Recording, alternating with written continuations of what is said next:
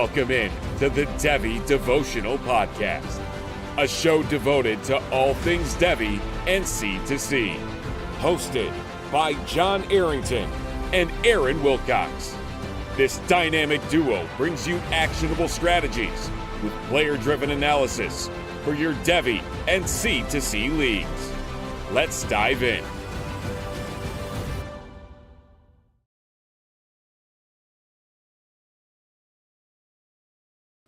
Let's dive into the state of the running backs. Welcome into the Devy Devotional, where we sometimes have audio issues. I'm your host, Dynasty Coach A. We also stay devoted to Devy here as well. But I'm your host, Dynasty Coach A, joined as always by Aaron Wilcox at Aaron Wilcox86 on Twitter. And tonight we are going to be talking about the state of the running back class, the 2025 class, get into the 2026, 27 classes, a little bit of as well, and hopefully we can just go over that. We've already done the quarterbacks. We did all of the quarterbacks. We did the 25 class of the quarterbacks. We did all of the wide receivers, if I remember correctly. We probably have to touch on a little bit more of each class and all like that kind of thing. But now it's time to finally talk about the running backs. I had told Aaron that I wanted to push things back a little bit because I don't know about you guys, but this seems like the most wild year for trying to figure out who the top guys are for running backs, who's going to be the guy that's going to, that you love, but it's going to get washed out and drafted in the 5th round. It's really been difficult for me to figure that out at the very least. And so I wanted to push this off as long as we could. And we did. We pushed it to the end of the season. And now it's time to finally talk about these running backs. But first, of course, we have to check in with Aaron. How are you doing tonight, buddy? I'm doing well, and yeah, it's about time. I love getting into the running back talk, and we have concluded now the C2C season, so all those campus to Canton leagues are now wrapped up. I believe we both got a championship. Is that correct? Yes. Yes, sir. Yeah, actually, my first C2C championship or campus part of the C2C championship. I've won NFL sides. I've never won the campus side until this year. Now I'm only in 3 campus leagues. And so I'm fairly new to the C2C game, but it was finally my first dub. And I will say it felt pretty damn good. Yes. Well done. And, so it's always great to win those leagues. Hopefully we've been able to help some folks with the player analysis along the way and some of the strategy talk and all that stuff. So we'll do more of that this off season, but for now it's the running backs. And like you said, it's kind of a wild class in that it has a ton of depth. We'll go through, maybe the upper tier players, and then there might be a little bit of a drop off. At least there is for me, where so many guys are interchangeable. A couple of them will likely go on maybe day 2, so drafted in rounds 2 to 3, but quite a few of them will fall to rounds 4 through 7, or maybe undrafted. And there's just so much depth in this class that I predict that there will be many viable fantasy players from day 3, and maybe even a couple of undrafted guys down the road here for running backs.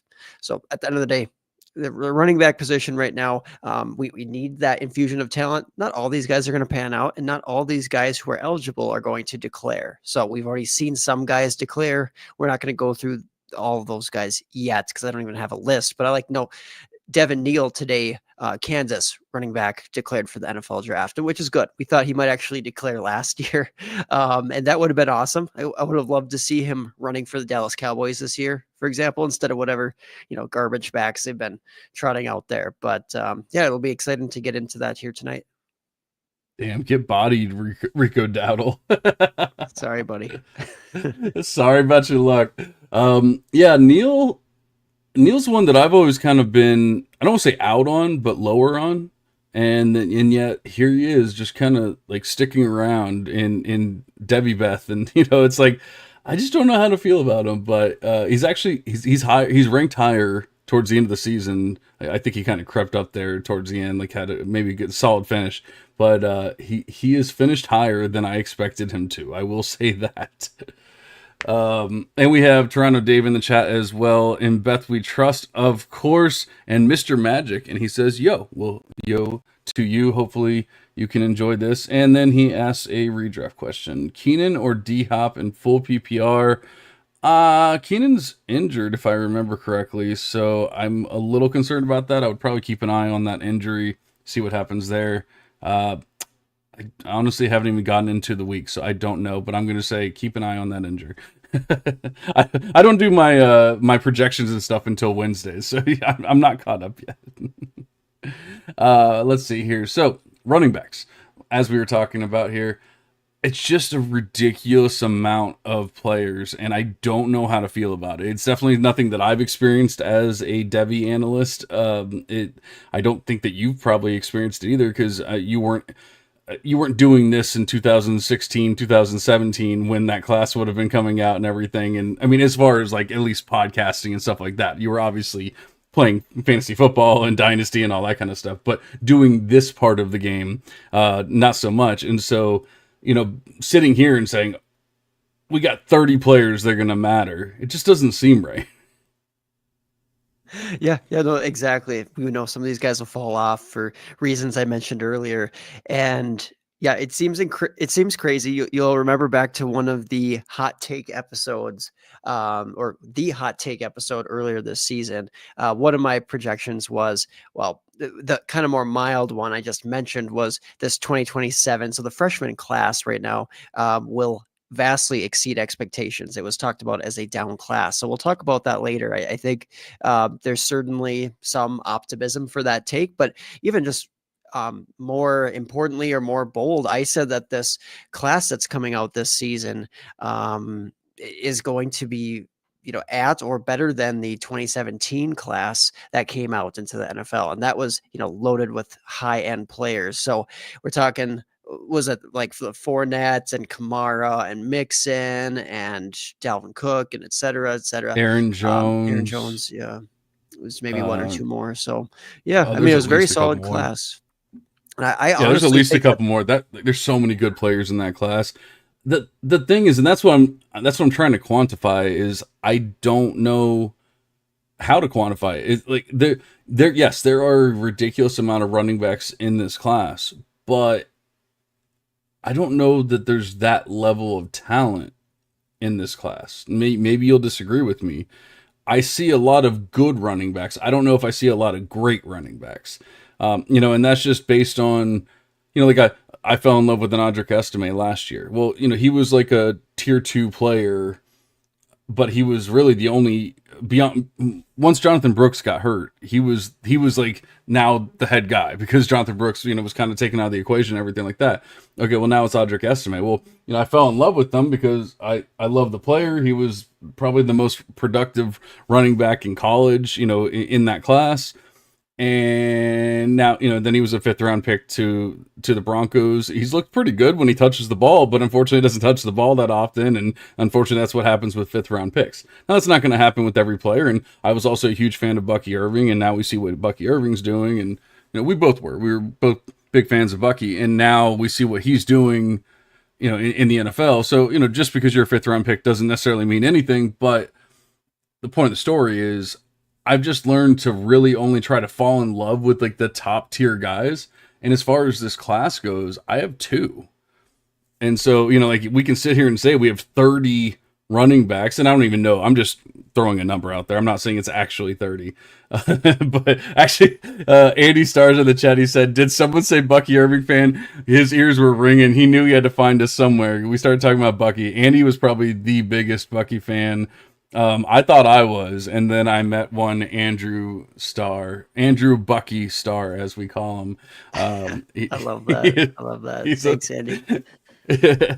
But yeah, so I just, the crazy part is people have always said that running backs are the easiest thing for them to scout,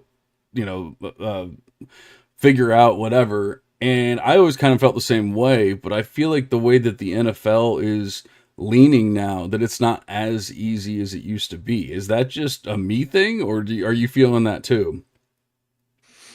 I guess at the end of the day, I think that the running back position usage in college football has changed a little bit. So it changes a little bit of how we expect that maybe wear and tear and production to fit into like models. If you compare it historically. Okay. There's a lot more running back by committees, and there's, more, I guess, specialized roles, sometimes receiving backs, change of pace backs that you're seeing within football these days to keep these guys healthy. So that's true in the NFL level. It's true to a certain degree in college. And there's, certain coaching staffs that really do prioritize a workhorse back, guy getting a ton of carries, getting all the work. But, that is becoming a little bit more and more rare. So that is going to factor in. So like you said, maybe the production doesn't rival what it was nearly 10 years ago, but I still think that some of the talent in this draft class is pretty awesome.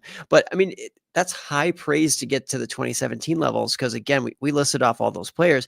We didn't even mention Christian McCaffrey. And then you had guys late round picks making big impacts in the NFL. You had Chris Carson in the 7th round. You had James Conner. I think he was round 3 or 4. Round 5 was Aaron Jones, like we mentioned earlier. There was Kareem Hunt there without like off the field issues. I mean, he was crushing it like late day 2, early day 3 type of guy. So, if the talent is there, these guys will stand out. They'll make an impact. How long are they going to last? No, that's a totally different question.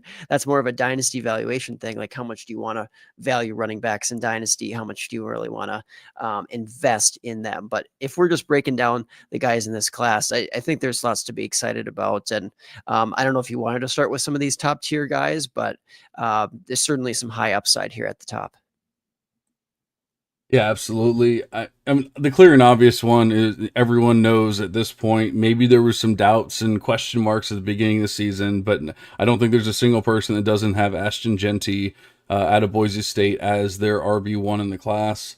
I'm sure you'll find somebody somewhere that, just trying to be different or whatever, but there's really not that many reasons why there should be.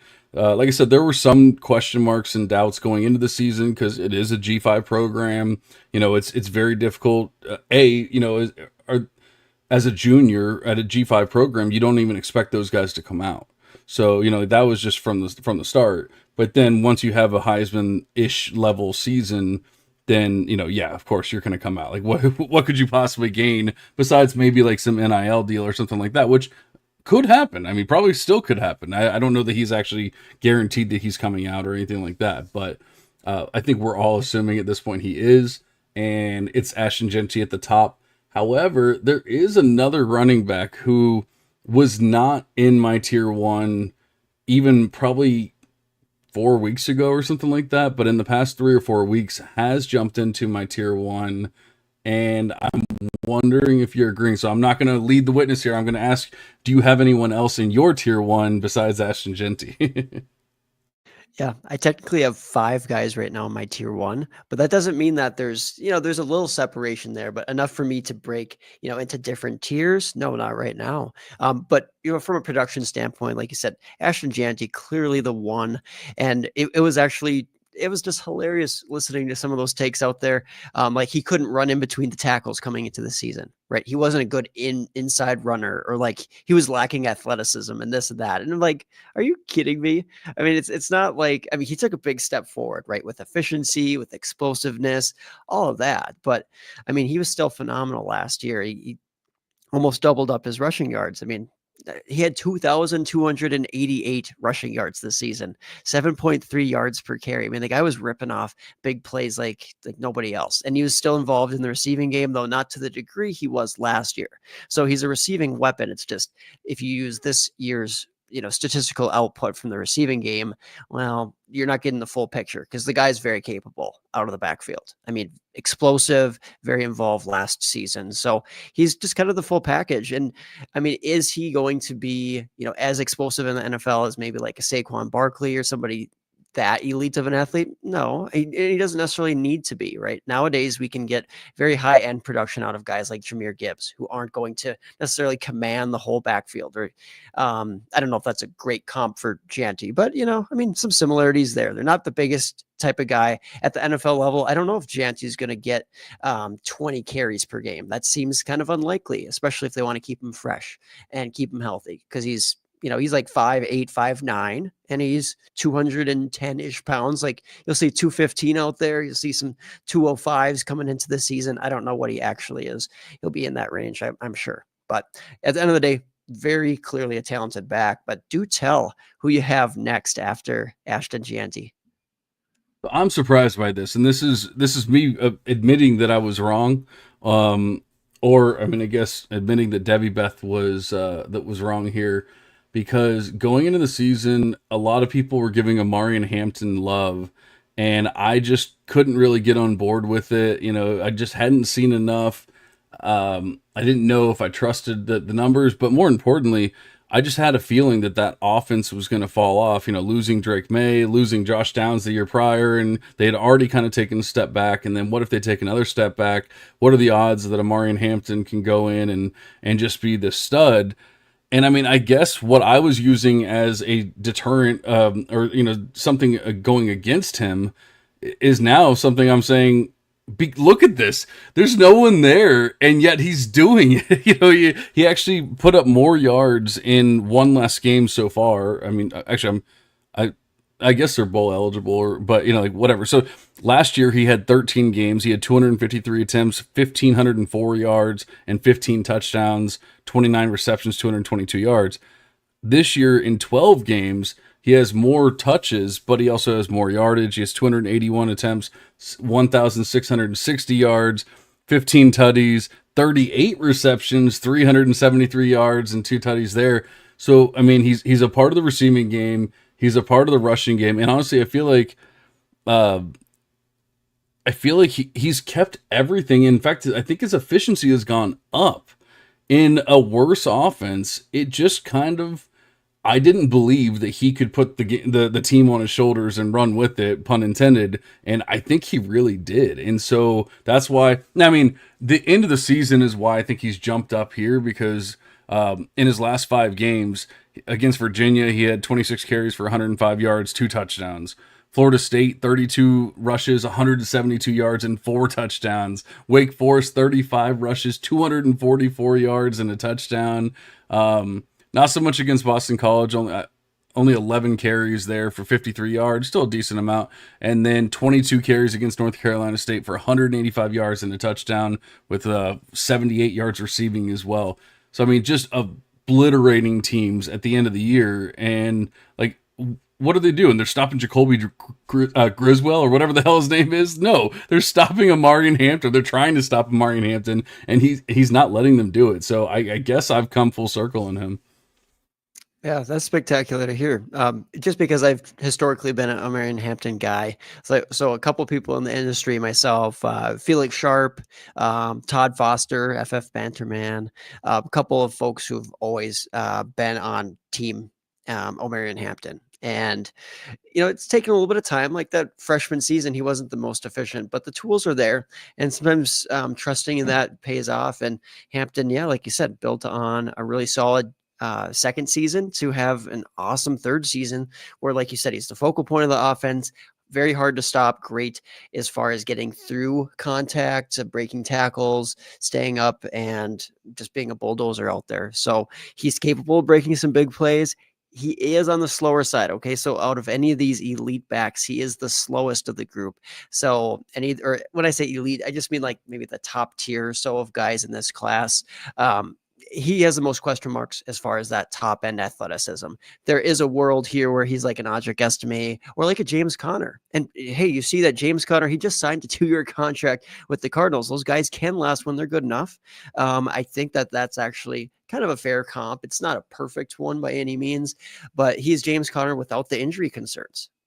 Marion Hampton does not have those injury concerns that Conner has, you know, kind of showed off, I guess, in his career in the NFL. But anyways, there's reasons for that with James Conner. He's obviously back to full health and he's been solid for years. Marion Hampton is an exciting 3-down type of guy who can handle a huge workload in the NFL. So if you're in a points per carry league, that could be even more valuable because he could be truly a volume pig out there. So that's neat to see that he's risen up there for you. He isn't at tier 1. He kind of snuck in there recently for me. I was debating whether I could move him up because, like you said, for the longest time, we were like, is he kind of borderline a little bit of a plotter? But I do think that he's a little bit better than that, to give him credit. Yeah. I mean, the big time run rates there, 8.2%. I mean, it's not like groundbreaking. It's not Jameer Gibbs levels or anything like that, of course. But that we're not asking for that out of a guy that's 220 pounds that can clearly carry the rock 35 times a game with no issues. Like, that's not what we're talking about here. It's just a different type of player, and so I feel like he has enough athleticism to where it's not a problem. I guess we'll have to wait and see at the combine and all that kind of stuff. But like I said, there's a lot of guys that are all very close here, but he's really, and there's kind of like micro tiers almost within my tier 1, tier 2, whatever you want to call it. I don't even know exactly what to call it. All I know is we got Genty and Hampton closer to the top. And then we have like a tiny tier break, and then we have a couple guys there, as well. But just the fact that Hampton kind of jumped into that top-ish tier, close, somewhat close to Genty, kind of, blew my mind. And now I'm definitely giving Genty a lot of discounts and stuff like that, because he is a G5 player. Once I get over to the NFL model, things might change a little bit, and Genty might kind of be in a tier of his own. But for Devy Beth's purposes, I generally just like discount the hell out of G5 guys, because it's like, what are the odds of them actually making it? Well, in this case, I think we have a pretty good case that he will be okay. Yeah, no, exactly. And like you said, there's different ways of doing this. Like you have like a little mini tier. I decided to tier them all together, but understandably in a trade, I'm not pivoting off of Gianti for one of these other guys very easily, right? You have to give me a pretty notable piece. So maybe that is a sign that he should be maybe in a tier of his own, that type of thing. Yep. And that's kind of how I'm looking at it, is like, not to say that I hate these players or anything like that, but like you said, if you were doing a trade, like, no, dude, I'm not giving you Genty for this guy. Like you got to at least add something. And that's what I'm saying. Like, we got a little mini tier break here, but I actually so I can go over my next two players.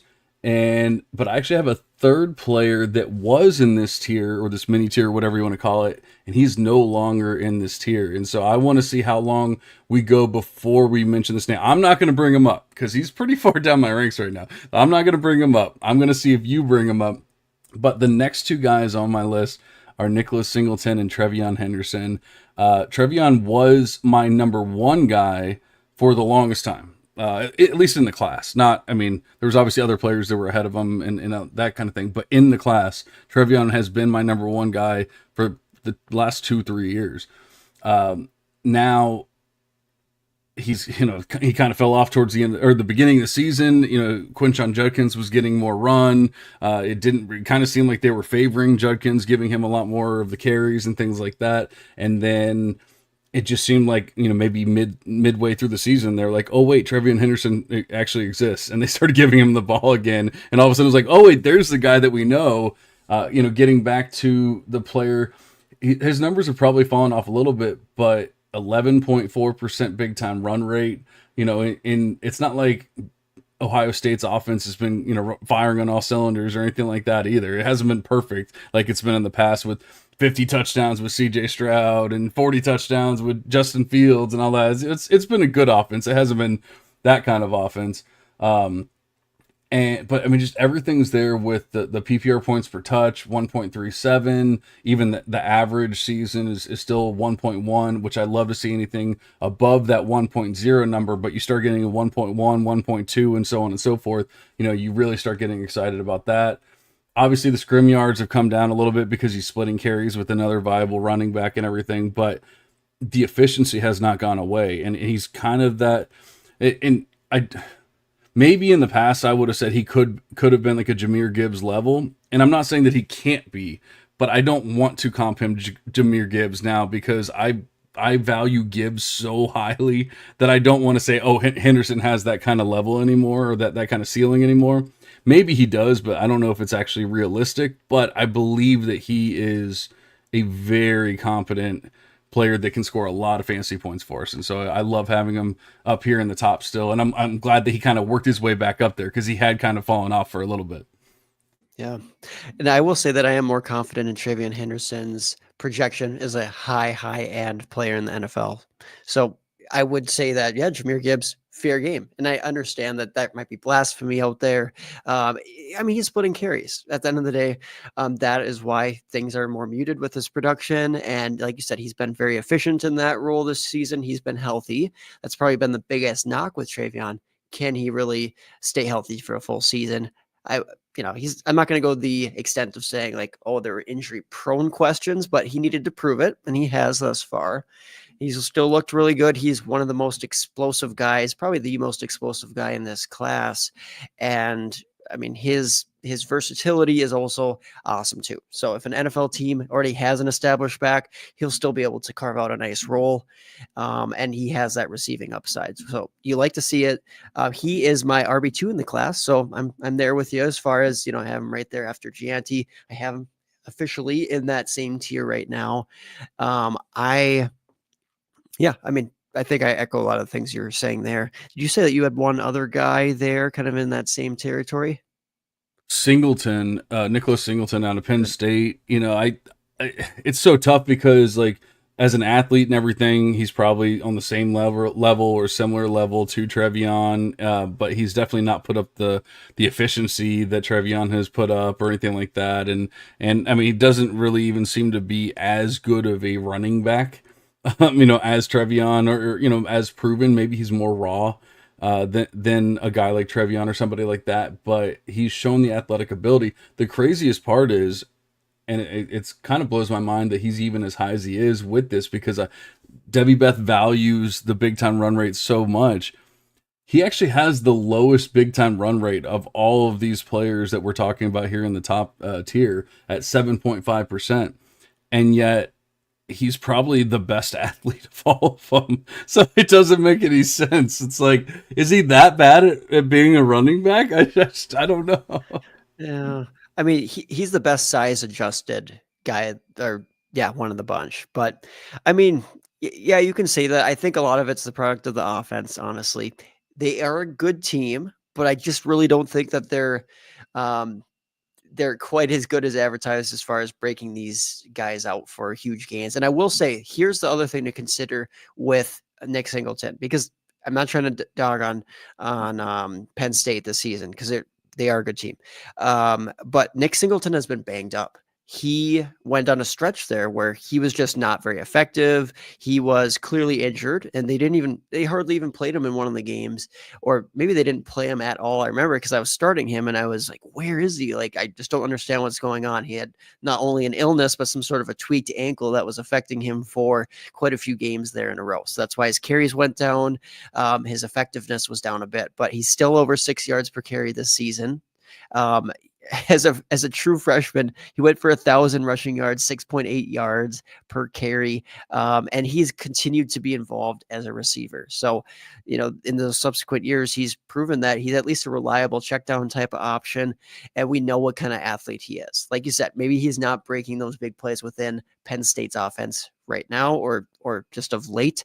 Some of it due to injury, some of it due to the offense, maybe. And I will say to kind of I'm agreeing with you basically that he's not the most advanced back. Okay. I don't think that he has the best vision out of the bunch. I don't think that he has the most lateral juking spin type of move, agility, and moves to his repertoire. I just don't think that's his bread and butter. He's more like a Jonathan Taylor type of back. Very good straight line speed. He's got good size to him. He's physical. He has enough receiving ability to be involved. I think that's his future, that type of a player. So do I ever see him being the face of the league? I'm not so sure. Do I see him being a very good NFL running back? Yes, I think Nick Singleton will get there. There is a good shot of doing so, that's for sure. He's going to test well. Yeah, I agree. I mean, that's the thing. My whole thing that I've always gone back to is, regardless of how I feel, if he's raw, if he's not the greatest running back or whatever, the NFL is going to fall in love with him at the combine, and then it's probably not going to matter. And he's constantly mocked in the second round, third round, the absolute latest in these mock drafts, and it's just like some NFL team's going to fall in love with them, and he's probably going to get a shot. When you show that kind of athleticism and everything, you're probably going to do it. And we've seen even guys with probably lesser talent like an Isaiah Pacheco and stuff, just be able to use uber athleticism to just dominate a backfield. And so, he might be able to do it, especially depending on what kind of team he ends up with. But I have a clear tier break after those players. Would you agree with that? Or do you have anyone else that you have in that like top tier or two or whatever you want to call it? Yeah, I'm still figuring out what to do with two more guys. Okay, there are two more guys that I consider in a very in a highlight. I mean, I basically think that they're awesome talents.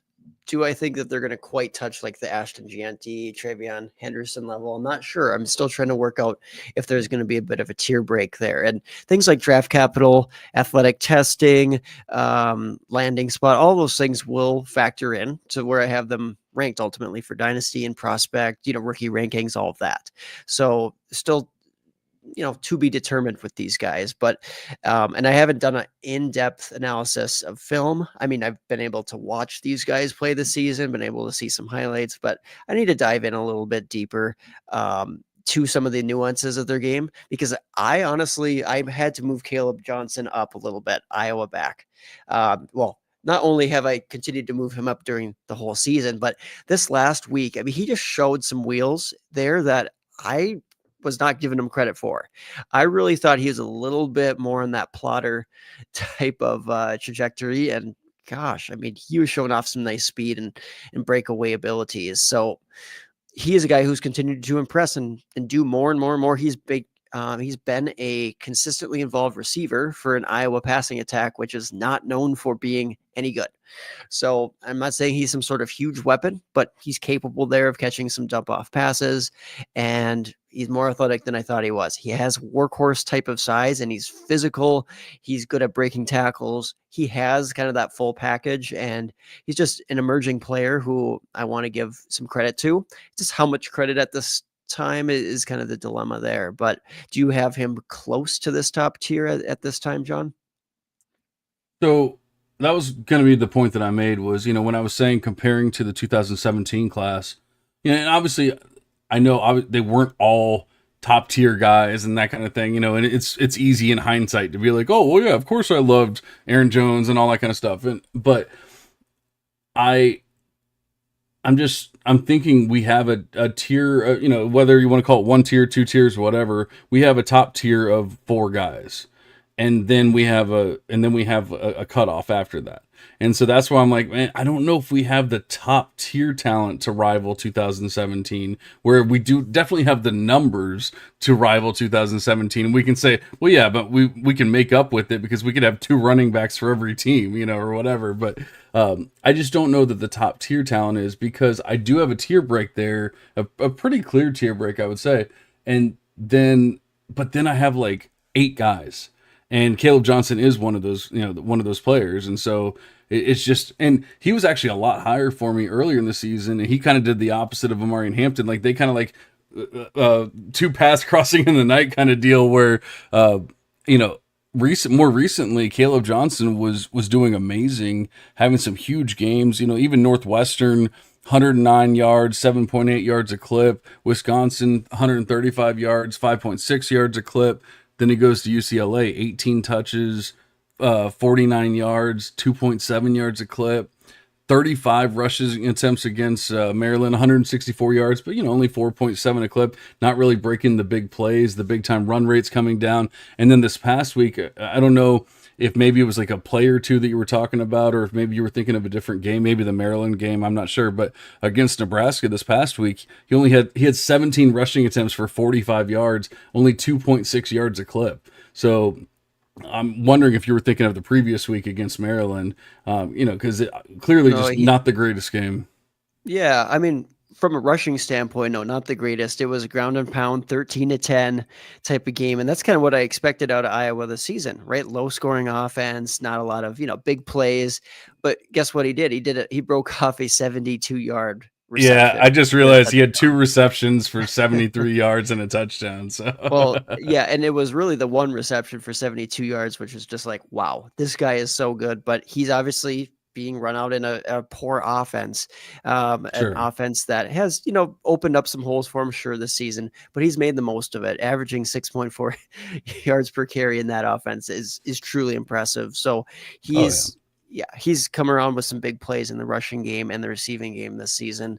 I think there's enough big time juice there. And, going back to that 2017 class, I mean, yeah, ultimately at the time we were pretty darn excited for Leonard Fournette. And, obviously guys like Joe Mixon have stuck I don't. Did we around. even mention Dalvin Cook Yeah, earlier? like Dalvin Cook. Yeah, I think we did, but Okay. yeah, there was just so much talent in that class overall. But I mean, at the end of the day, I mean, those guys have been very good for a long time, but there've been other guys that have come up and certainly surpassed them in the ranks, even while Sure. they were still at the peaks of their powers. So I will say that these guys here, I still think that that there was top 5 at that time. Okay, there was Leonard Fournette, there was Christian McCaffrey, there's Dalvin Cook, there was Joe Mixon, and there was Alvin Kamara. Those are, Yep. the big dogs, right? And in this class, you were saying that there's 4 kind of big dogs, and I actually have 6. We haven't talked about one Okay. yet, but arguably I could trim that to 4. Sure, I could move Caleb Johnson and this next guy into like a tier down, but still, that gives us Ashton Gianti, Travion Henderson, Nick Singleton, all home run type of guys. And then you get the very reliable Omarion Hampton. So maybe he's more like that Leonard Fournette type of guy who's solid, but maybe not going to be the most elite for our teams. Sure. So, a couple other guys really fall into the right situation and continue to take that next step. We're talking, pretty high end outcomes here. So we'll see, right?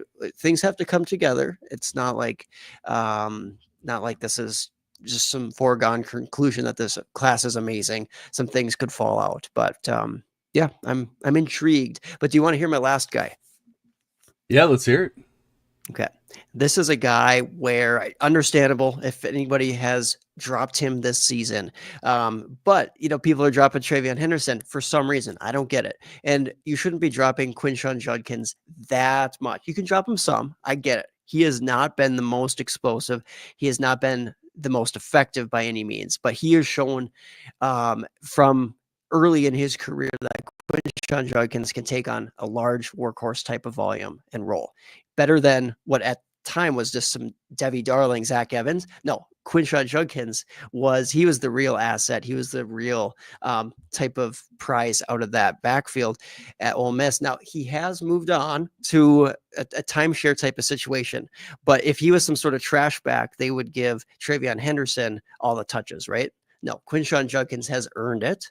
He has certainly been the grinder. I guess if we'll use that term, the inside runner of that offense. He's been getting goal line touches. He's been doing the things that aren't going to show up in the efficiency game. And he, truthfully, I have to consider that he has not broken all these big plays this season. Okay. That's been a little bit more muted for him. So certainly I get why he might fall down. He might not be in that same category as those top few guys. He is still a very capable back. Again, some of the statistics are being muted and affected by that timeshare there. So that is a guy that I ultimately still think that there's a lot of upside, but I will not push back at all. If you're like, well, I have like a Devin Neal or I have, X, Y, or Z very similar to him because I can see it. I'm still struggling, of course, like I've talked about do I bump him down like that tier break? Do I keep him up here?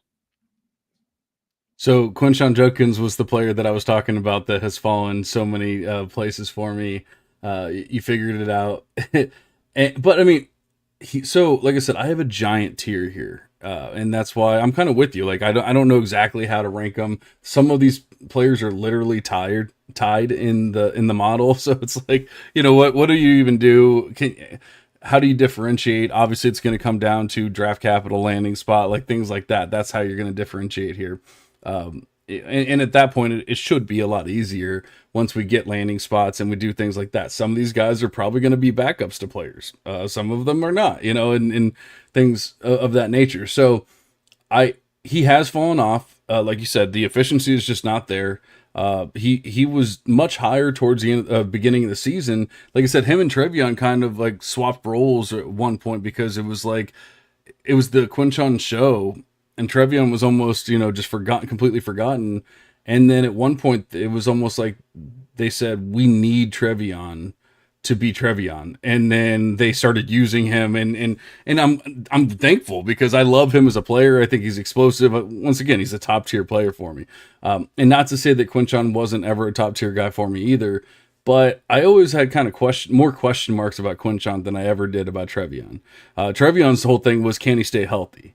And I mean, we maybe because of the usage with Quinshon, but we've seen it this year. Okay, yes, he can stay healthy. He's going to be okay. The world isn't ending. But with Quinshon, it's just, I mean, I get he's splitting carries, but he's still getting quality touches. Like his last 5 games, 14, 11, 15, 14, and 12 rushing attempts.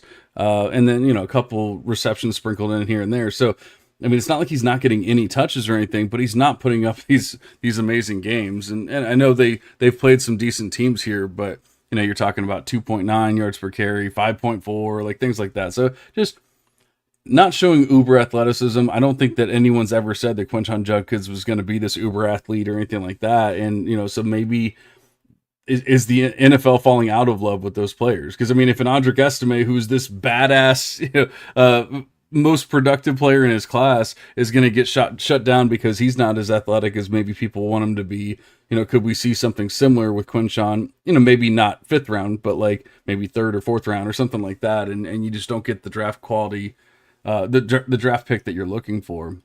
So he has fallen, and he's actually to the lower end of the tier, but he's still in this next tier. But I mean, I honestly have at least a handful of players ahead of him that we have not even talked about yet. Yeah, that's absolutely fair. And I guess some of the yard per carry situations that he's put out in, I mean, like get 1 yard and just falling forward against the stack box, that type of thing. Some of that, he's at 5.5 yards per carry. Not terrible. Again, like you said, not sticking out, not sort of elite. And we want to see more. So I'm there with you. Now, we will rewind back to his freshman season where he was extremely explosive, very effective as a rusher, 1,500 plus rushing yards, 5.7 yards per carry. He was good as a receiver. He has taken step back, kind of, regressed season after season. So that's a concern. His speed at that time. So I always push back on this. You'll remember the listeners back in 2022, right? The OGs of Devy Devotional will remember I said, Quinshon Judkins isn't some sort of amazing athlete. And then he broke that 22.5 mile per hour run.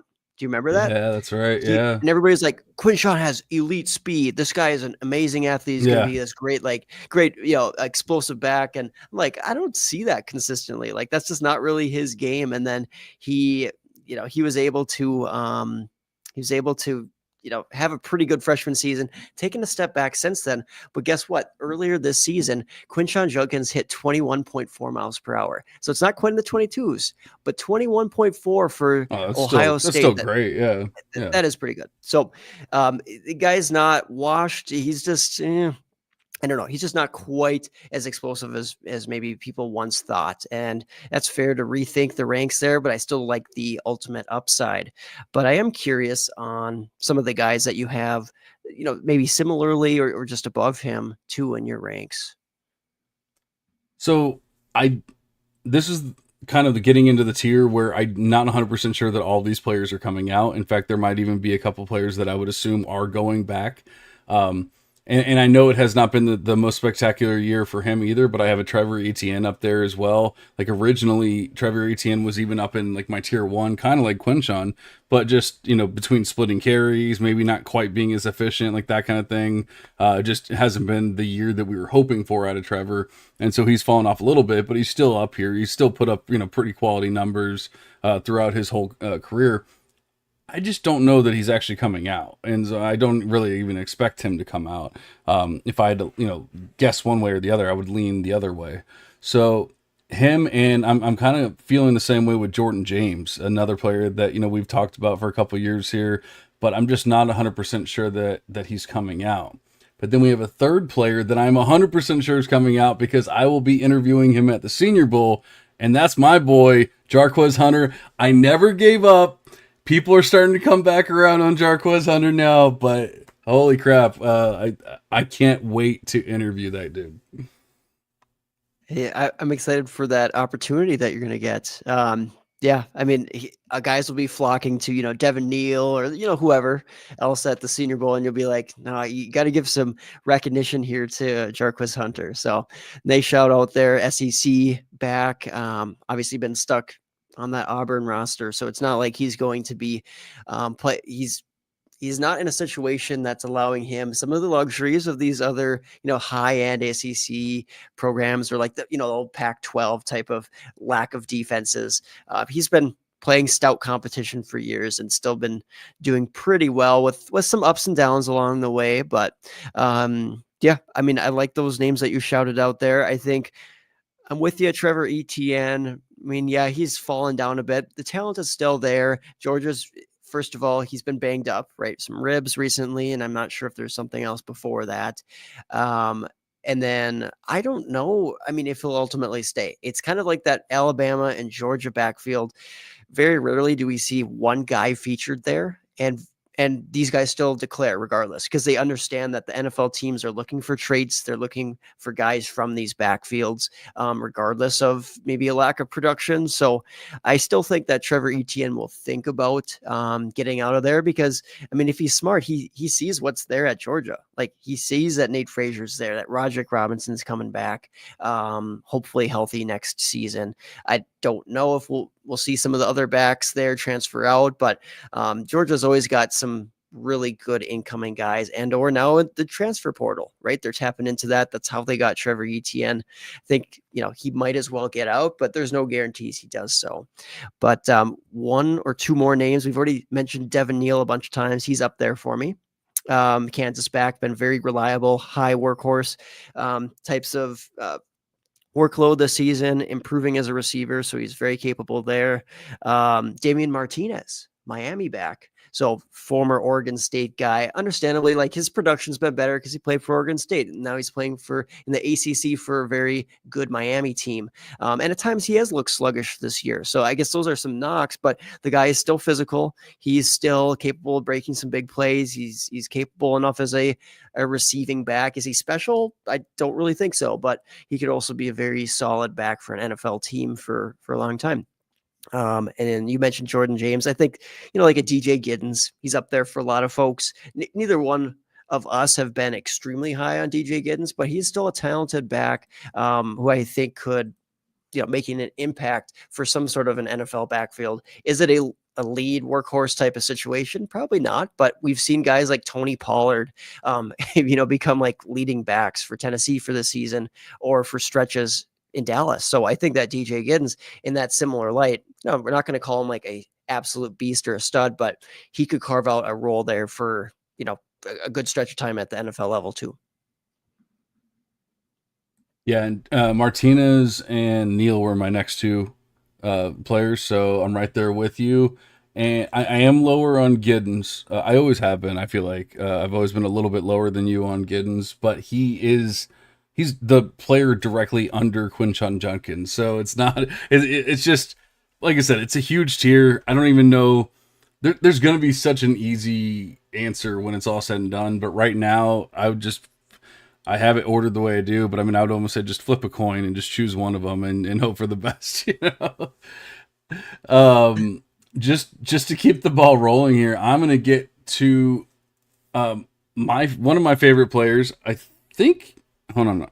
Actually, you know what? You talk about somebody, because I need to make sure this person is coming out. I swear he said he was coming out, but now I just want to double check and make sure I didn't dream that. You joked earlier and you said, you're going to have 30 running backs in this class that could matter, or something along those lines, right? And I'm like, I have 29 guys listed, so I can keep listing guys, and I'm not saying all of them are going to declare. I'm not saying all of them are going to even get drafted if they all did, but well, in fact, I don't know. How many running backs get drafted in each draft class? Like 15? I don't know. Yeah, I mean, can't be that many. I mean, no, it's got to be more than that. Well, actually drafted, I would say probably 20. I'd say probably 20, something like that. On a good year, but when I looked back at that 2017 type of class, there was maybe like 15, 16 type of guys. So, in a good class for sure, maybe closer to 20, but I could probably tell you with because I have last year's. Hold on, I have last year's like actual draft order and stuff here. Sure. Um, Yeah. so yeah, with actual DC 1, 2, 3, 4, 5, 6, 7, 16, 17, 18, 19, 20, 21, Oh, wow. 22. Looks like 22. 22 backs drafted. That's pretty darn good. Yeah. But yeah, I mean, some other guys that I had in this range, though, you asked for a few more names, like Raheem Sanders, rising back up, Rocket Sanders. Me and some of the CDC guys on that crew, we did a, can't remember exact title of it, but it was like, how much are we reacting to, some of the slow starts? It was like a panic meter type of deal. And so there were several guys on there. There was some quarterbacks, wide receivers, like Jeremy Bernard was on there. Wigman at Texas A&M was on there, and then Rocket Sanders was one of those guys. And I think it was Corey and I were both the lowest as far as on the panic scale. We're like, don't overreact. He still could have some juice left, and he certainly showed that for South Carolina. So another team where they're playing really tough competition in a lot of weeks, and he's still performing pretty well. He's bouncing back, and I don't know what his upside is. I mean, I think there's a chance he could turn out to be like an Antonio Gibson, but we've seen Raheem Sanders actually be able to carry the ball a lot at the college level. So that was a name I wanted to throw out there. And like Ollie Gordon, Oklahoma State really has tanked his stock this season. He came in as like top 5 type of guy, or top 5 potential in the class, and, kind of face planted, but showing some sign.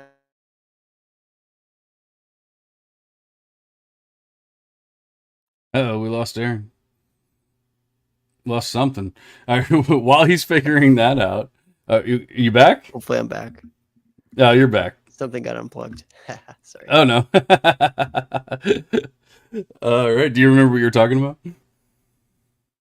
Yeah, I mean, the Ollie Gordon thing was Yeah. basically, I mean, basically wrapped up. He's tanked his stock. That's not great. He still could declare. I mean, it's fair game. Maybe an NFL team sees past that and sees what, appreciates what he can bring to the table as a size adjusted athlete and all that. But if he was smart, maybe he stays around, maybe he transfers out, right? Goes to a big time program.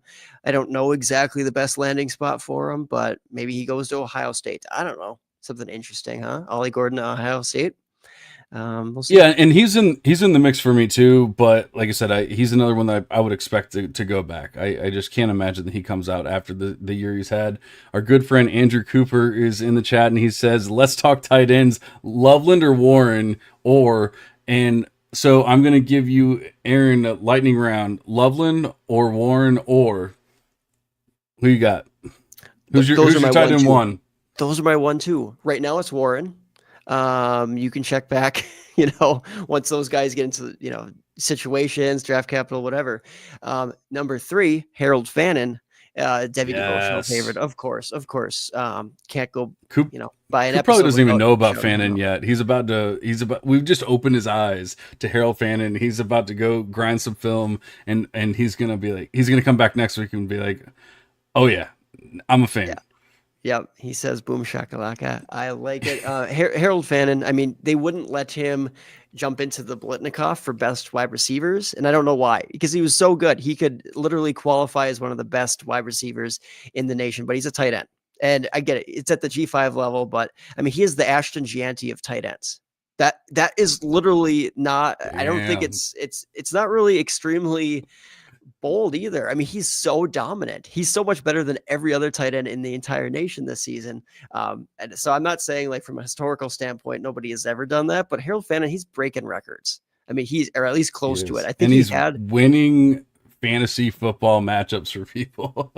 Yes, he is. So maybe that's a bold thing. Maybe we'll have to clip that if Harold Fannin gets some good draft capital or something. But yeah, we'll have to remember that.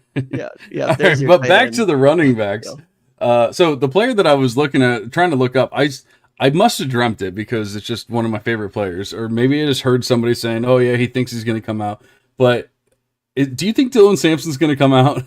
I tried looking it up because like I said, I thought I heard that he was, or he declared or something, and I can't find anything. Man, I I don't know if he's going to declare. I really don't. He deserves to Oh, get more recognition than what he does. He's he been snubbed, I does. think, for some like even awards for top backs in the country this season. He's been dominant there for Tennessee, and yeah, he deserves more recognition. But maybe he'll have to wait another year. I'm not opposed to him doing that, but right now I'd say maybe 50-50 chance. It's such a deep class where yeah, might as well stay around. I mean, there's other talented backs there, but I still think that they'd roll with him as the lead guy, of course, if he stays. So um, maybe he takes his chances. But I mean, next year's class, who knows? It could end up being pretty talented as well. So especially if some of these guys stay, it's not as good as this year's though. So if you really want to get like your chance at like not I won't say life-changing draft capital or pay or that type of thing, but you really want to be drafted in rounds 1 through 3, this might not be the year to come out if you're somewhat borderline amongst NFL teams or recognition and all that. Well, that's the thing. I mean, as a fan of the player, and obviously, I want him to be drafted highly. I want him to be viable for our rosters, NFL rosters, and all that kind of stuff. Do we even want him to come out in this class? It's like, just wait, give it another year. You could probably get some decent NIL money from Tennessee, like that kind of thing, and just come out as a senior. And we might see more and more of that from these running backs. Just like, it doesn't almost make sense to go like, especially in a class like this, it just doesn't make sense. What you're going to go be a 5th round draft pick. I mean, the thing is, we saw Jalen Wright got drafted in the 4th round. Is that right? Something around there. Yeah. And I mean, obviously he was extremely fast at the combine, showed his athleticism, and the NFL teams kind of fell in love with him for that. But Dylan Sampson's a better running back than Jalen Wright, at least in my opinion. And yet he doesn't even he's not getting any love right now. And maybe Jalen Wright wasn't getting love at this time last year. So we might, we could see the same thing if he were to go to the combine, do what we think he can do at the combine, Dylan Sampson, that is. But, he could also just make like $1 million or something and stay at Tennessee and then, come out as a senior and be just fine. Yeah, absolutely. That's a good one to potentially stay. But if he declares, I'm excited for him. A couple other guys, RJ Harvey, underratedly over the last 2 years. RJ Harvey at UCF, and I get he's an old back, but at the end of the day, hey, can he give us a good couple years at the NFL level? Sure. He has the size, he has the athleticism to be a sleeper. RJ Harvey has more carries of 10 plus yards over the last 2 years than drumroll Ashton Gianti. He has more carries of 10 plus yards over the last 2 years. Guess who he's tied with for carries of 20 plus yards over the last 2 years? 20 Bijan? Ashton Gianti over the last 2 years. Oh, yeah. Sorry. I thought we were going for a different player here. I didn't know we were doing trick questions. Come on now. And then close, and he's very close behind in rushing touchdowns over that time. So you talk about, somebody who's been so elite in Ashton Gianti over the last 2 years. Guess who has 4 less rushing touchdowns than him? RJ Harvey. I won't make you guess. Yeah, that RJ Harvey at 38 rushing touchdowns. He's been pretty dominant. I saw some of those stats. Dylan Sampson? Twitter. Yeah, right. I saw some of those stats on Twitter. Had to share just because RJ Harvey. I was a little concerned this season. He bulked up and he still looked really explosive, which is good. I don't think he should be like a 230 type of back. If he weighs 225 plus, I'm just going to continue to be a little bit more wary, but we'll see how he tests. He's a great athlete when he's at his peak weight. That's for sure. And speaking of just beasts, Cameron Scatabo, ASU guy. I mean, he's unreal at the college level. I'm very curious to see what his NFL role will be. I don't know how to project him, to be honest. Like a team could find him and feature him like, Peyton Willis or whatever for the Browns back in the day, or like, or Peyton Hillis. I'm trying to think of like some, Hillis, yeah. Or I'm trying to think of some other guys. Started thinking of Peyton Lewis from Tennessee, and I was like, that doesn't sound right.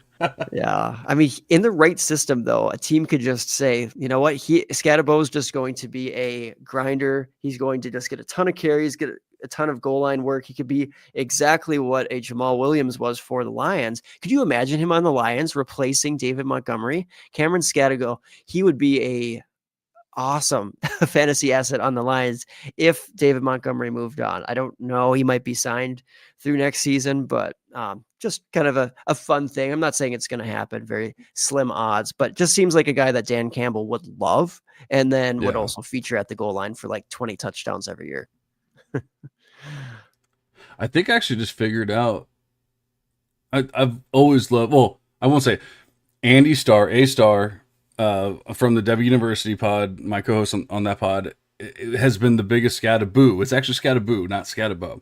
The biggest Scataboo fan for the longest time. He was the one that turned me on to him a couple of years ago when he was coming out of, I think, FCS at the time, moving up from FCS to FBS, and I knew nothing about him. I don't look at FCS players. That's just not my thing. I don't have enough time, and so I don't do it. He actually does a great job. In fact, we'll probably be doing a pod here pretty soon just to pimp out Andy. I think he just told me, he texted me the other day, and he said he had 8 FCS players that he's extremely excited about. So when he talks about FCS players that are moving up to the FBS level, you should listen, because he was one of the first people on Scataboo.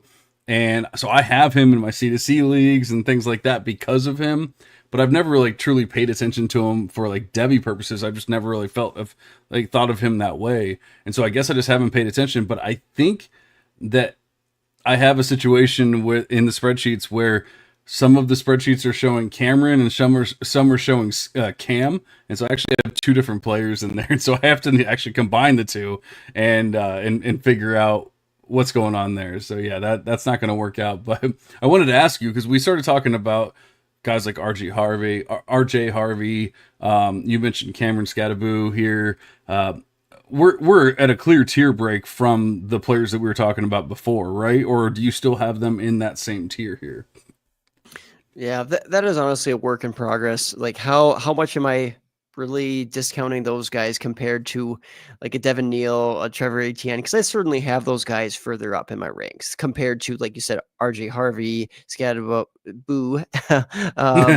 Jam Miller down there. He has fallen for me, absolutely. And part of that is a product of Alabama just not being able to rush the ball. You can't tell me that both Jam Miller and Haynes are trash guys, and who's the third string guy there? Richard. Richard Young. Yeah, Richard Young. So I don't know. I'm just not buying it. I do think that running game is kind of just broken in general. But at the same time, you have to adjust. And yeah, I have adjusted Jam Miller down, but he's a guy like we talked about earlier with Trevor Etienne. Etienne's not putting up eye-popping numbers at Georgia. Jam Miller's not doing that at Bama either, but he's still sticking out. He's still flashing some plays and those types of things that NFL teams will be interested in. And, the NFL does actually seem to overdraft those guys at times too on Alabama and Georgia. Not always, right? Sometimes they figure them out, but you might get some opportunities. So got to throw him in. I think Jaden Blue too, clear guy who just has not held up. He has the athleticism. He has the big play potential. He just has not been able to stay healthy and stay on the field and command a large enough share to be a difference maker in this class. Could he be an Aaron Jones, like that, small percentile chance that he ends up being kind of that complimentary guy for years and maybe eventually takes over a backfield or gets a big role with injuries? Like, could he be a Bucky Irving? Absolutely. Jaden Blue out of Texas could be, but I'm not banking on it. This is a loaded class. I think a lot of other guys will get the opportunity before he does, but there's a sliver of a chance if he declares that he could be a pretty interesting asset at some point. So the reason why I asked you if there was a tier break here or not was, we had mentioned guys like Quinshon Judkins. We had mentioned DJ Giddens. I actually have a player directly ahead of Judkins, and then directly behind Giddens, technically in the same tier as them, that I have ahead of guys like RJ Harvey, Scataboo, like players like that we have not brought up yet. And so I don't know how you're feeling about them. I cannot guarantee that one of them is coming out, but I can guarantee that the other person is. The first one, the one that's ahead of Quinshon, is Jonah Coleman, coming out of Washington here. And I've been a pretty big fan of Coleman. I know Washington's kind of burnt me in the past, maybe both of us, because we were both, why can't I think of the running back's name right now? But we were both pretty big guys on that running back out of Washington. Oh yeah, I mean, I actually, I'll say I was out on that, but you're a Dylan Johnson guy, right? Yes, yes, Dylan Yeah, Johnson. Dylan. Yeah. No, Yeah. not my cup of tea. Oh no. So that's not who I might have been mixing up schools here, but yeah, From no, last year. Dylan Johnson was somebody that I did like a lot, and he is clearly not, he can't stick to an NFL offense or anything like that, so that has not worked out. I have been burned by Washington running backs in the past, so very well could be happening again. But we have a true junior in Jonah Coleman, so he could easily go back. You may even say that he's likely to go back, and that'd be fine. But I mean, he's 5'9", 220 something pounds, but has a 10.2% big time run rate. Albeit kind of playing a G5-ish schedule, which is difficult, with no, Washington's not. No, Washington. Yeah. I was thinking of Washington Yeah. State is No, playing the G5. Yeah. Moving to Big Ten has been, something that has allowed me to, well, at least feel more comfortable moving him up in the ranks, because before it was like Pac-12 Yeah. competition, and Right. Arizona Yeah. wasn't playing anybody, but I was thinking of Washington State that's playing the G5 schedule, absolutely. not Washington. Yeah. But yeah, no, but yeah, so Jordan just like the solid. big time run rate, he's got the BMI, the receptions per game is good enough. It's hitting thresholds that we like to see. PPR points per touch, all great. There's just really not much to like dislike about Jonah Coleman, and once again, the you see that big time run rate. I'm expecting athleticism. I'm expecting a good combine. I'm expecting all that kind of stuff. I guess at this point we're just questioning, is he actually coming out or not? But I feel like he should at least be mentioned here among these other running backs that we're talking about. Yeah, that's fair for sure. I will mention a couple of receiving backs, because that's always, of interest. People are like, "Ooh, who should I target in my PPR drafts? Who's a late round type of guy? Could be the next Tyrone Tracy or somebody like that." Brashard Smith certainly could. SMU. He's had a really interesting breakout season, just being a guy who's kind of converted wide receivers, who's got the receiving skills. I don't love him. I mean, he's down here pretty low in my ranks, but at the end of the day, he's been a riser. He certainly could stick out in that process. I think that a guy who's, I'm maybe like a Theo Riddick type of guy at the NFL level. So some folks will really pump him up, but Woody Jaquavius Marks out of USC, I mean, he's a capable enough back. He's just never going to give you difference making production, in my opinion. If he lands in that perfect spot, yeah, he's PPR, flex type of guy. I'm just not on board with anything more. I think that there's guys with higher upside, like you said, Jonah Coleman, guys who can get more touchdown production out of them, still get some receiving involvement. I think Woody Marks is probably going to make a roster type of guy, but I don't know if we're going to be that excited about him for prolonged stretches. But got to mention some of these receiving options in this class. At this point, I don't know what to do with Donovan Edwards. He's dropped a ton for everybody. And ultimately, maybe an NFL team will try to utilize him as like a receiving back, but not as a true, like every down type of back, Yeah, I can't do it with Donovan Edwards anymore. I'm too hurt, man. I'm just like what he could have been and just what he turned into. It breaks my heart. So Woody Marks was almost directly behind RJ Harvey for me. So, I'm on board with that one and that next tier break. But a player that you didn't mention, the one that's directly behind DJ Giddens, is my boy Bajal Tootin, going to the Senior Bowl. Another player I should be interviewing there. And I mean, another player that just kind of, I don't want to say came out of nowhere, because he definitely didn't just come out of nowhere. I picked up on him. There's a reason why he's on my teams. Beth picked up on him earlier on. I picked up on him, all that. But he definitely turned it into a statement year this season, moving up to Virginia Tech last year. 163 yards. Now this year he has 1,159 rushing yards, 15 touchdowns. The crazy part is he has 23 receptions, but only 81 yards receiving. So that's maybe the receiving game isn't part of his part of his repertoire, but 8.9% big time run rate. I mean, we see a lot of things. He's big enough. He's hitting the thresholds there. I'm hoping these numbers are accurate, but it says here that he's 6 foot 210, something around there. Like I said, I'm hoping that's actually accurate, because usually that's just my default. Like if I don't have a height and weight for somebody, I just throw in 210 and 6 feet. So I'm hoping that's actually accurate there. But yeah, like I said, just dominating offenses, dominating defenses this year, and now going to the Senior Bowl. I can't wait to see. But we see those players.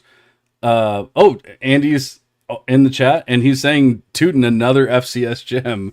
There we go. He's probably the reason why I know about Tootin in the first place. Honestly, like I said, he's really good about those FCS players. That's not my jam. So, yeah. I just think we see these Senior Bowl players, especially running backs, or really, I guess, any of them, get that Senior Bowl bump, and maybe they move up a round or two. They get more recognition because of it, and that kind of thing. I could easily see with what Tootin's done on the field this year, going to the Senior Bowl and just looking like an absolute stud. And now he's a 4th-round pick, a 3rd-round pick, or whatever, instead of a 5th-round pick, 6th-round pick, or whatever he may have been. Yeah, understandable. To want to include him, he's definitely on my list, in my top 20 actually. So, Taj Brooks, Texas Tech, capable workhorse, just not flashy, not super athletic, but he has his moments. He can handle a big workload. Jaden Ott, I mean, I don't know what to do with him at this point. He's flashed in the past. He has some athleticism juice to his game, and same thing with LaQuint Allen. Certainly some abilities there, just has to find the right spot. Phil Maffa, Clemson at this point, I've never been a Maffa guy. There was a lot of hype for him this season. Like, he's going to have a huge, monster breakout season. It's been fine, for sure. He's been startable in C2C leagues. But yeah, I don't really know about him or like Jaquindon Jackson. They really got the NFL juice there. Mario Anderson, talking about G5 guy, Memphis. Not super high on him, but I have to shout him out. I was trying to trade for him with somebody in a C2C league, and they're like, no, he's got some NFL upside there, and I'm like, I don't know if I agree, but I'm like, I want him to start this week, and it obviously didn't work out because I don't think he has the biggest upside, but I got to shout him out. There's believers out there, Mario Anderson, to become an NFL back. At the end of the day, he could happen. He's shown some nice flashes this season. He's big. He's athletic enough. He's played in the SEC actually before transferring down to Memphis and kind of destroying the season. So he helped me to a C2C championship this year. So I thank Mario Anderson for his services there. All right, so I have a name who. So we're starting to get into that next tier of players, like you were talking about, like Jaden Ott, Jaden Blue, Montrell Johnson, like players like that. It's just players that I really don't think are ever going to be at this point. Like I was a Jaden Ott fan at a time, but he hasn't followed through, and unfortunately, I've fallen out of love with him because of that. But there's one player, and I hope Andy's still here, because he's going to be really excited about this one. Who he's made a position change, and so it's going to be a newer player to. That maybe people as far as like film grinders and stuff, they haven't had time to catch up on it. But Brashard Smith out of Clemson, is that somebody that you are willing to say that could be an NFL player? He's only has the 1 year as a running back, a la like a Tyrone Tracy or somebody like that. But we've also seen what Tracy's done. Maybe not like destroying worlds, but at least starting for an NFL team, like that kind of thing. And could we see something similar with the Brashard Smith? Like I said, only 1 year of actually being a running back. But then, or I said Clemson, I meant SMU. That's what I meant to say. I don't know why I said Clemson. But yeah, only 1 year as a running back, but 193 rushes, 1,157 yards, 14 touchdowns, 29 receptions. Obviously, we know as a receiver for 3 years, he might not be the best receiver, but he could probably catch the ball. So, I'm going to go ahead and say that I would rather take somebody or focus on somebody like a Brashard Smith that just transferred over or transitioned over than somebody like a Jaden Blue or Jaden Ott or somebody like that that's just never put anything together to show us that they can actually be an NFL running back. Yeah, yeah. So I actually did mention Breshard Smith in the same light as like the Woody Marks type of receiving backs in this class, and I think in a lot of ways, yeah, I get what you're saying with Breshard Smith, like a little bit more exciting than some of these other plotters that we mentioned. I still am willing to say that Jaden Blue is somebody I'd rather have, just a little bit more to it. But honestly, Brashard Smith is a good shout out as a guy where, I mean, he's not going to be quite the plotter that I don't know Phil Maffa is. I hate to be calling out those guys because there's a chance that they make some sort of an impact for a short stretch in the NFL. But what does the NFL value? They value that receiving ability for these backs. They value big time playmaking. Brashard Smith does bring that. So it's a notable one. Well, as I mentioned earlier with him, I mean, it's, what is the upside for a guy that size? I don't know. I mean, he's 196 pounds. He's kind of Yeah. he's kind of an older guy. I think Kenny Gainwell, that's a great comp for him. At least in my opinion. I think that, and then Kenneth Gainwell, hey, if Saquon goes down this year, that could be actually a pretty decent player down the stretch. We've seen Kenny Gainwell not really be able to command a backfield is the issue. Yeah, and that's really fair. Maybe a better NFL player than fantasy football player, that kind of thing. Fantasy football score. And Coop says, which Andrew were we talking about? Hope we stuck around. We're talking about the Andrew, the best Andrew, and that's whichever one you decide it is. So I have gone through. I've gone through all of the players that are in my top tiers that like basically hit the thresholds I'm looking for NFL draft purposes, like all that kind of stuff. Obviously, I have other players that are in the class that we can talk about if you really wanted to, or we could probably dive into another class unless you have. I mean, we've already listed some, but do you have any like other honorable mentions? And Andrew Coop says, "Damn, it's not me then." Love it. No, No, we I love you, mean, Coop. no, as far as other guys, I mean, we already mentioned Jordan James earlier. We just didn't really touch on him, right? You mentioned his name and then we didn't bring him back up, Sure. but he's definitely part of that conversation higher up here. Solid back. If he decides to declare, that's up in the air. So we'll see what happens there for Jordan James at Oregon. But no, I mean, I think that's good for the guys in this class. We touched on at least 29, maybe 30 guys, at least 29, because that's how much I have listed. And you might have thrown, I don't know if you threw anybody else out there. Oh wait, no, I got one more name. I'm We sorry, got 30, I huh? lied. We got I got 30. 30. We got 30. Taj Brooks. Did you mention Yep, Taj I Brooks? mentioned him. Yeah, Okay. Oh damn it. yeah. Okay. And I mean, All I right. like Never Taj. mind. He is another one of those guys. He helped me get a championship. I will love him forever Yep. for that. But is he a true difference maker? We'll see. But he deserves to be mentioned. Absolutely, there's no doubt about it. He can handle Yeah, a large that's workload everybody on there. my list. I think we've exhausted all that. Why don't we dive into the 26 class and maybe even a 27 name or two, and then we will go ahead and get out of here. I think we would be remiss if we. Oh, he said. Coop says we need a 30th guy. CJ That was Campbell a 30th. Jr. Or no, never mind. It wasn't. Oh, sorry. What was your CJ name? Campbell Jr. There we go. Ooh. CJ Campbell Jr. That's the 30th. I have no idea. We could do better than that. We mentioned Jaquindon Jackson. We mentioned, this guy will not declare because he's going to take over the backfield and be a stud next year. Evan Pryor, Cincinnati RB. There you go. I like it. I Won't was going to say declare. He's eligible, I think. Jadarian Price, who's also not going to declare. He'll probably Yeah. be in the 26th class. So I would say Price has shown us burst, not necessarily this year, but last year, and so I think he can get back to it once. Well, I guess Jeremiah Love's still going to be there too, which is another play that we'll talk about here in a second. In fact, we'll talk about him very soon. But first, I want to talk about Caden Durham, LSU running back, and absolute stud. Just broke onto the scene and dominated from day one. I was high on him. I think you were higher on him, and you loved him from day one. And I'll tell you what, you were right. Dude's a stud. Yeah. No, I mean, I love it. I love it. But Are we skipping 2026 is the question? Because, hey, I love all the Caden Durham talk, but, Oh, I was just going in order. I wasn't even doing it. Yeah, I guess I was just going out of order here, but no, I you're was going. good. Caden Durham's my baby. He's 101 for me in Debbie Beth, and There. that's why I was just going. Like, I don't want to move on to anybody else until we talk about Caden Durham.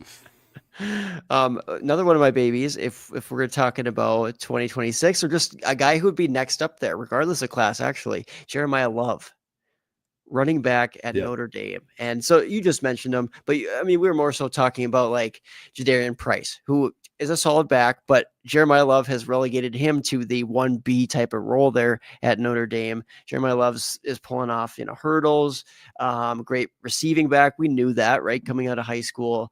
The burst is there. Yeah, I get it. He wasn't as great as a freshman, but the traits were there. He was developing and getting used to the college game. And that is one that I'm glad that I was high on him, though for a while there, you're right, it was precarious, but sometimes you have to believe in these guys. You have to believe in the Omarion Hamptons. You see, they weren't the best as true freshmen. Well, then they end up actually improving year after year. Jeremiah Love is looking that way here. He is a top 10 Devy back right now, even including some of the guys in this draft class for me. That's how much I like Jeremiah Love. He has come back up.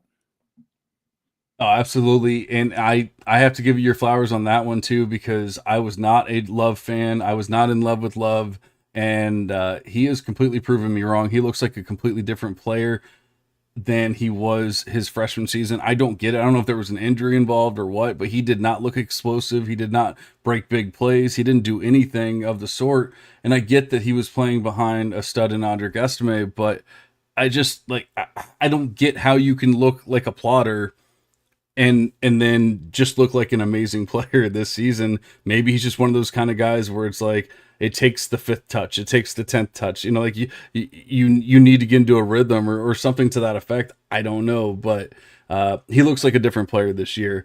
But real quick, going back, Coop says Aaron won't let CJ even be RB 30 G's, and I'll tell you what, I went and looked it up because it was just somebody, it was a name that popped up in Beth. And so I was like, oh, I'll just CJ Campbell, whatever. I've never looked into the player. Whatever. All right. He is a Florida Atlantic running back. So, he's a G5 running back, take it with a grain of salt, whatever. 165 rushing attempts, 844 yards, 11 touchdowns this season, 40 receptions, 466 receiving yards, and 3 tutties. Tell me that guy is an RB30 in the class, baby. Oh gosh, yeah. Hey, that's a good deep shot out there, right? We got to give these lower level RB30 in the class. You heard it here first, people. We got to give those lower tier schools some shout outs here too. So I like it. We do. Eat it, Wilcox. That's right. Oh gosh, watch him like make a roster. Oh my God, you will never hear the end of it. Coop, please write this name down right now so that we can always remember this day. I will clip it. It'll be amazing. It'll be like my Jordan Tyson is going to be better than every other wide receiver call, and we will hear. Actually, you know what? This seems like a really good time. Before I talk about my next running back, a really good friend of the show has had some really nice words for me, and I just wanted to play him here for just 1 second. Okay. Friend of the show, John Arrington, is the greatest college fantasy mind there has ever been and deserves to be worshipped. Okay. Wow. I'm just riding on cloud 9 right now, just riding high. Such kind words from a good friend of the show, Felix Sharp. You love to hear it. One of the leaders, co-owners at campusacademy.com, one of the great minds in this field, and giving John the respect. That is a great clip. You got to keep that one. Absolutely. All right, so we talked about Jeremiah Love here, but we did not talk about your boy Darius Taylor out of Minnesota, sophomore, true sophomore. Has had some ups and downs, more injury related than anything else, but I mean, just looking good, touches the ball so much that it's even hard to like judge his efficiency. Because it's tough when you're touching the ball 30 times a game. Like how can you be that efficient? But he's still putting up a decent 7.9% big time run rate. The receptions per game are ridiculous. 4.5. He's a focal point of the offense. Like I said, true sophomore. He has the ability to even get better, and when it's all said and done. But we know these Minnesota running backs can be, good. We've seen some work out in the past. How are you feeling about Darius Taylor? Are you okay with him here in this Jeremiah Love tier, or are you separating those guys? Yeah, I was, but Love is trending up. Darius Taylor is trending down, and it's not necessarily like a huge fallout, but some guys have moved up, or he's just also moved down. And for me, it's still a top 15 back overall in Devy. And in this class, in this 2026 class, as of right now, I know some guys will come back to school and this will muddy the waters, but he's still top 4 for me. But he is, he's taken a little bit of a dip lately. Part of that is just playing really tough schools. I mean, these schools that Minnesota's been playing of late, including Penn State especially, right? They're going to shut you down. They are just more talented than Minnesota up front. I get that they're all in the same conference and everything like that, but it's hard to be a super explosive player with that type of competition. And get Omarion Hampton into this level of competition. He'll probably struggle with some efficiency stuff too. Maybe that's not the best comparison, but go from the ACC to Big Ten. It's just different. And Darius Taylor, for a guy who's in an offense like this, I don't know if he's actually the best fit at Minnesota. I think that he would do better even in an offense that allows him to be more versatile in the receiving game, get out in space more. He is kind of pigeonholed to like grinder between the tackles. He's much more talented than that ultimately. So not that, Minnesota's using him incorrectly. It's just that's how that offense functions. And it's not the most exciting offense out there. And, they've had a solid enough season at Minnesota, but yeah, Darius Taylor, like you said, he's been banged up a little bit, but he unfairly gets that label of like, oh, he's kind of injury prone, which is not true. I mean, he's been healthy this season. Coming in, I think it was like the first game or coming into the season, he was a little bit, sore. I think some sort of ankle, was nothing that lasted, right? He's played this entire season, and last year he missed some games down the stretch. But this season he's been healthy. So I think he deserves a little bit more faith in his ability to stay healthy. And Darius Taylor is still a solid back. Again, I think somebody who could be unleashed in a different offense, but I appreciate him for what he is within that Minnesota-led offense. All right, so I'm running out of names here, and that shows that like as many running backs as there are in the 2025 class that could come out, there's probably a good amount that are going to stay, I would assume. Yeah. So some of these names that we've mentioned, like your Dylan Sampsons and players like that, even your Damian Martinez's, maybe like players like that could very well stay, and then obviously that's going to make this next class and the next couple classes a little more interesting. But the next player on my list is actually a true freshman. So I don't know if you want to talk more about the 2026 guys or if you're ready to dive into the 27 class. Yeah. Let's just touch briefly on the 26 because, don't want to spend too much time and go too deep, right? Because there's plenty of guys who we had some hope for who have kind of fallen out. Roderick Robinson hasn't played this season at Georgia. So fortunately, he has to fall down because other guys are rising up. It's not because he sucks or this or that. Haven't seen him. So, okay, well, still very much a projection, just like freshmen who haven't played, for example. But we've seen some flashes from Roderick Robinson at Georgia in the past. Maybe ETN leaves for the NFL or elsewhere. Another guy who we have seen flashes of, CJ Baxter, Texas back. I still have to have him high. I still really respect the talent there. He was injured early enough in the process where he'll be back for next season. Okay, it's not like an end of the year type of injury where it's like it's borderline. Is he even going to play to start next season? Like, no, he'll be back for Texas, and in fact, he'll be the lead back. And we know in past years that Texas backfield has been strong. The team should continue to be strong with CJ Baxter leading the way. Get the a little bit of efficiency concerns as a true freshman, but we just listed off a couple of guys here who have struggled as true freshmen and really turned it on in their second full season playing. Jeremiah Love, Amarian Hampton. There's plenty of other guys to list off there too. So it can work in an inverse, right? Quinshon Judkins become less efficient through the years. These other guys become more efficient. So it's not like you can always predict it, but I do have faith in CJ Baxter's talent, and I have him ranked slightly ahead of Darius Taylor in my Devy ranks for running backs, which I know maybe is bold to hold on to that.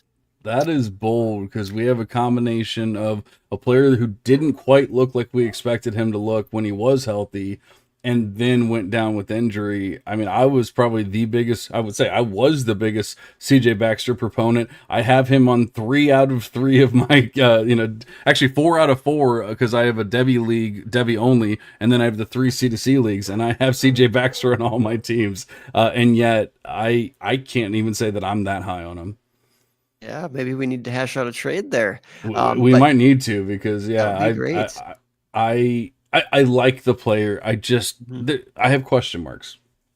And that's very fair. And, maybe I'm excited about the Texas thing. I mean, he's a 5-star back, RB1 in his class. So, Sure. He's a forgotten man right now. And maybe that injury messes him up long-term though, too. I understand that there's risk with that ranking too. How much do you want to bank on like the safety of a Darius Taylor versus the upside, the tantalizing high end outcome of it? If a CJ Baxter hits at Texas, he'll be drafted higher than Darius Taylor. That is for sure.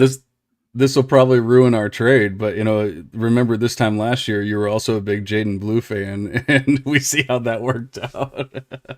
Yeah, I mean, but one is like a feature back type of guy, and Jaden Blue is that's always been the concern. It's like, can he be a feature back? And he started off the season pretty hot. It was looking pretty good with the injury there, and yeah, it has not held up. I don't know that we're going to have the same holding up issues with CJ Baxter unless it's an injury, but hopefully that drives down CJ Baxter's price there. Sell all the Texas backs. None of them can hold up. So exactly. No. I don't know. So I'm looking here. You got one more. Justice Haynes, Alabama. Yes. All right. We got to talk about him. I actually have him higher than Baxter now. But that very well could just be the injury, though.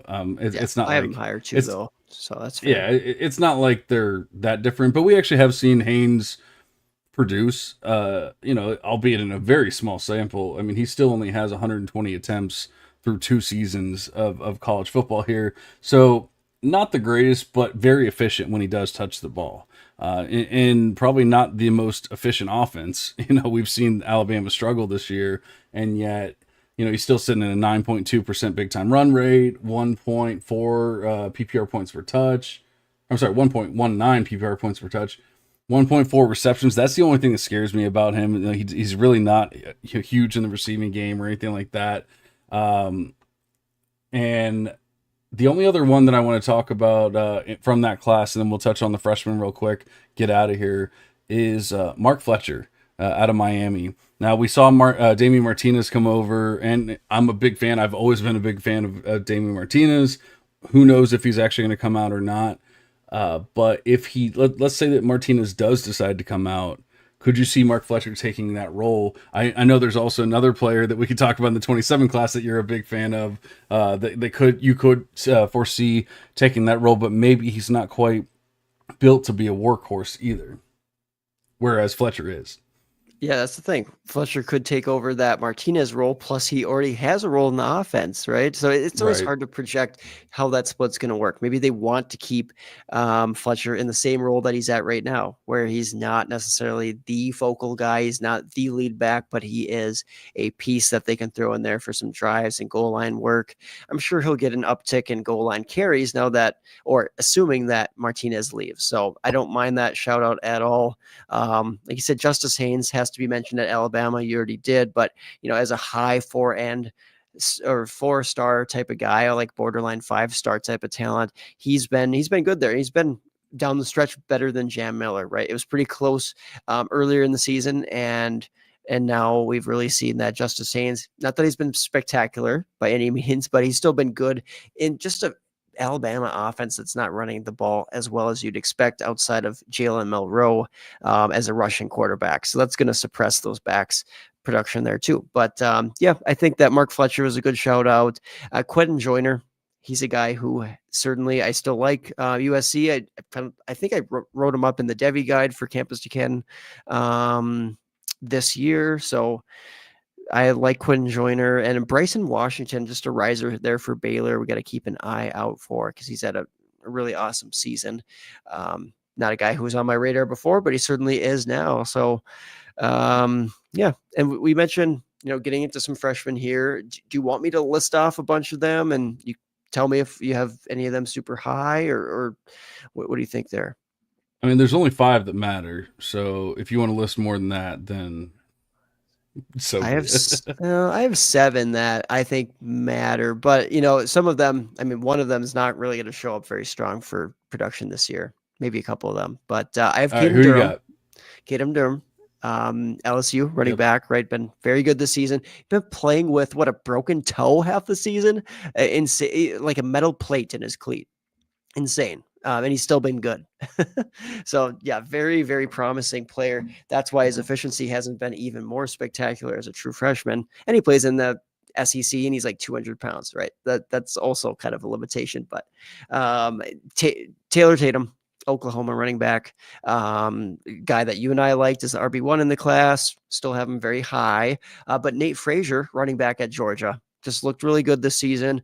Was a guy where a little bit of risk projecting him coming out of high school, but he's really shown up. Jordan Lyle, we talked about our guy Mark Fletcher at Miami. Well, I really have always pounded the table for Jordan Lyle. He's looked good this season. He was the guy you're mentioning. Is he going to be a workhorse type of back? I'm not sure. I have no doubts that he can get up to 200 plus pounds and take on a nice workload there, but he is the explosive back for sure in that offense. And then I have Isaac Brown, Louisville, running back here, close to those guys. I'm not going to say like quite as high, but he's close. He's just been so explosive this season. Yes, he missed one game due to a shoulder injury. He came right back, has been kind of a workhorse there and explosive. So volume plus efficiency plus, that receiving ability he possesses, that's pretty darn special. So if he can he's around that 200-pound mark, if he can be there slightly bigger, just like Caden Durham, very impressive, just not quite as high of a level of competition as the SEC. So those are I don't know if those were all the guys that you were going to mention, but I think that Quidden Martin, Penn State guy, just pencil him in as potentially one of those next Penn State backs to develop and come out of there. And then James Peoples at Ohio State. But we already spent all this time talking about Quinshon Judkins and Travion Henderson. Both of them likely gone. I guess it's not guaranteed, but I think that James Peoples could be the next guy up. He's never been like my favorite player by any means. I think that there's a chance that Ohio State would go back to the transfer portal and pull a pretty big guy if that's their only option in the backfield. But Ohio State will find a way to figure that out. I think James Peoples could be a big time riser, assuming he gets that role. Yeah, I don't mind any of those names. I'm actually looking at a name that I'm surprised you didn't bring up, and that's Jaden Baugh out of Florida. I know you would mention him as a riser for you at least at one point. Nothing spectacular out of Baugh this year, and I don't know that I truly believe he's going to be anything special, but I know a lot of people did think that he was going to be a pretty good player, and he's definitely shown some flashes, maybe not anything amazing. But the last player, I would be remiss if we did not talk about Fluff Bothwell. A true freshman, from the G5, South Alabama. But I'll tell you what, the numbers that he's putting up, if he can continue on like that, he could be Ginty-esque. And, obviously that's a huge ask, and I'm not saying he will. I'm not guaranteeing anything here. I'm just saying that Fluff Bothwell with his 1.46 PPR points per touch, 12.4% big time run rate. He's got the size, 220 pounds. Like, there's nothing to dislike about it, obviously, besides him playing at South Alabama here. So that's not the greatest. But as a true freshman, obviously we know he could always transfer up and do something else. We just got to pay attention to the player here. If he's not on your radar, he definitely should be now. Yeah, I like that shout out for sticking with G5 guys. Ahmad Hardy, Louisiana Monroe this season, had a nice season, and now he just hit the transfer portal. So Ahmad Hardy, certainly a guy that I'll be very interested to see where he lands.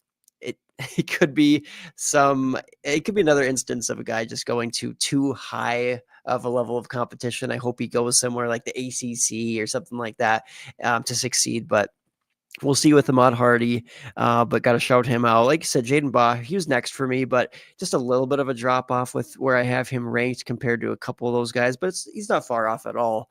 He's around that like Mark Fletcher area for me in the ranks.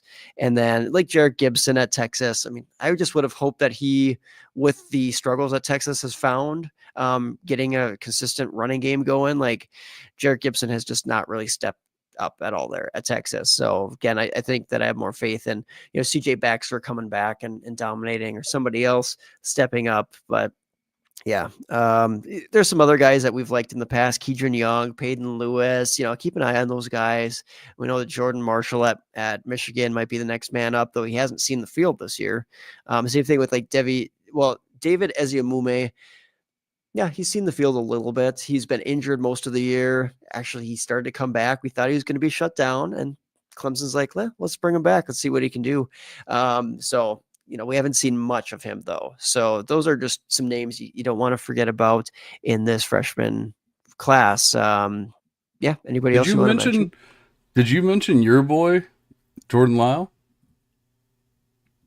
Yep. Mm-hmm. Okay. Yep, he's higher. He's just below, top 3 or so guys. I really do have separated, like Durham, Taylor Tatum, Nate Frazier.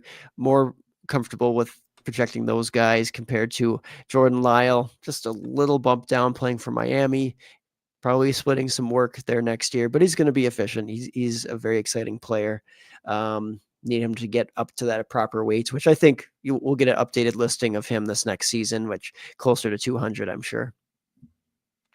Yeah, absolutely.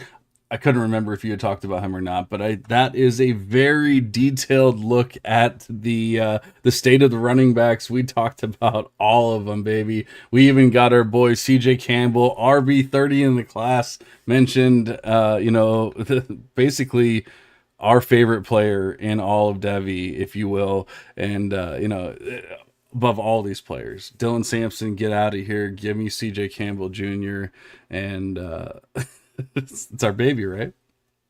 I thought Dylan Sampson was our baby. Oh man, or your baby. I don't know. I love him. But poor guy, he's not getting the respect he deserves in the class. He's not getting the respect that he deserves on the Devy Devotional. Dylan Sampson, endless apologies. You hate to see it. But we love to see you guys, and we love to talk about this kind of stuff. We will be back in your ears as soon as possible. But we're about that hour and 45 mark, so we do have to get out of here. Aaron, we haven't done it in a little bit, I don't think. Do you have any words of wisdom for us before we get out of here? Yes. Well, in a deep class like this, do not overlook the guys who fall in the draft. Like I mentioned earlier, some undrafted free agents, potentially even in this running back crop. There's guys who can make a difference. The NFL needs them at this point in time. There's some situations that are just really lacking in running back talent. So yes, some guys are going to break our hearts that they don't get drafted or land where we want them to, but there's some things to be excited here. In this running back landscape. And there's some things in future years too that we can look forward to. But this year's class truly is kind of an exciting and deep one. So we'll see what the ultimate upside is, but there's a lot of names. Hopefully you enjoyed that here today.